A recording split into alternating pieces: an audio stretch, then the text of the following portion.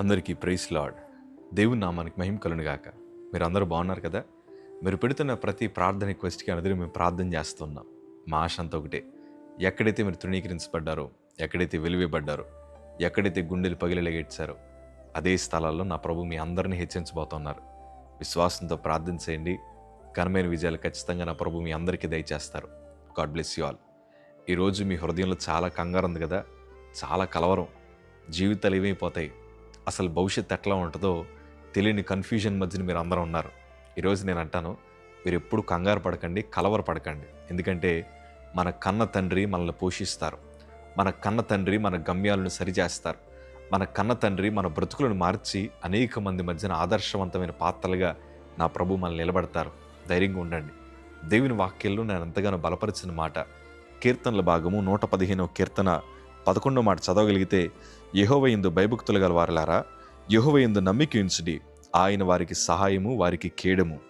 ఈరోజు మీరు ప్రభు మీద నమ్మకం ఉంచండి.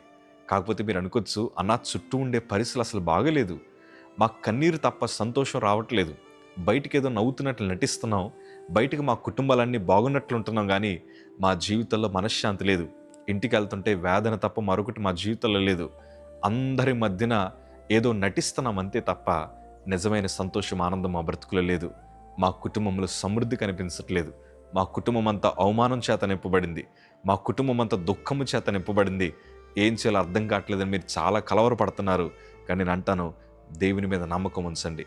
ఒక సేవకుడు ఈరోజు నేను మీ ముందర ఎట్లా కనబడుతున్నాను, కానీ మా చిన్నప్పుడు పరిస్థితులు మాకు ఇంకా జ్ఞాపకం ఉన్నాయి. మాకు ఒక చిన్న తాటాకు మందిరం ఉండేది.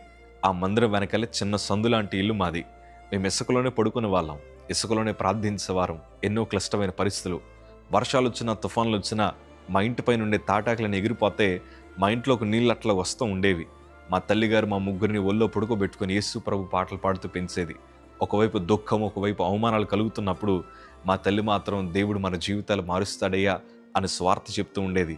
కానీ మనసులో చాలా వేదన.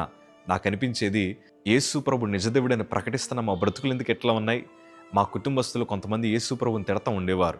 వాళ్ళు అనేవారు, ఏరా మీ మమ్మీ మీ డాడీ ఇంటింటికి పోయి అడుక్కు తింటారు కదా, మీకేం తక్కువ వచ్చాయని అందరి మధ్యన మమ్మల్ని తిడతా ఉండేవారు. అదిగో హల్లియ బ్యాచ్ వచ్చారు, అదిగో ముసుగేసుకున్న వాళ్ళు వచ్చారు, కానీ యేసు ప్రభు పాటలు వెటకారంగా పాడుతూ మమ్మల్ని దూషిస్తూ ఉండేవారు. యేసు ప్రభుని దూషిస్తున్న వాళ్ళేమో బిల్డింగ్లు కట్టుకుంటున్నారు, యేసు ప్రభుని దూషిస్తున్న వారేమో కార్లు కొనుక్కొని వారి చక్కటి సమృద్ధిని అనుభవిస్తున్నారు. మరి యేసు ప్రభుని నమ్ముకున్న మా బ్రతుకులు ఎందుకు ఎట్లా ఉన్నాయి? అసలు నిజంగా ఆయన దేవుడేనంటావా? మనం ఎందుకు యేసు ప్రభుని నమ్ముకోవాలని ఎన్నో రకాల ఆలోచనలు నా హృదయానికి వచ్చాయి. కానీ ఈరోజు గుండెలు చరుచుకున్న మాట చెప్తాను, మేము కొరతలు అనుభవించాం, మేము నిందలు అనుభవించాం, మేము అవమానాలు అనుభవించాం, కానీ వాటన్నిటినీ ఈరోజు మా ఆశీర్వాదాలకి దేవుడు పునాదులుగా మార్చాడు. ఎందుకో చెప్పనా? ఆయన మీద మేము నమ్మకం ఉంచాం. ఆయన తగిన కాలం వచ్చినప్పుడు సహాయం చేయడమే కాదు, మా అందరినీ స్థిరపరిచాడు. ప్రియ సంగమా, ఈరోజు నీ చుట్టూ ఉండే పరిస్థితులు చూసి భయపడకు, కలవరపడద్దు, దిగులు చెందొద్దు, ప్రభు మీద నమ్మకం ఉంచండి. ఈరోజు మీరు అనుభవిస్తున్న ప్రతి కొరత కూడా రేపు సమృద్ధిగా మార్చబడుతుంది. కంగారు పడద్దు, దేవుని మీద నమ్మకం ఉంచండి. మేము అనుభవించిన ప్రతి దుఃఖమును నాట్యంగా ఎలా మార్చాడో మీ బ్రతుకులు కూడా నా ప్రభు అట్లా మార్చబోతున్నారు. ధైర్యంగా ఉండండి, కలవరపడద్దు. God bless you.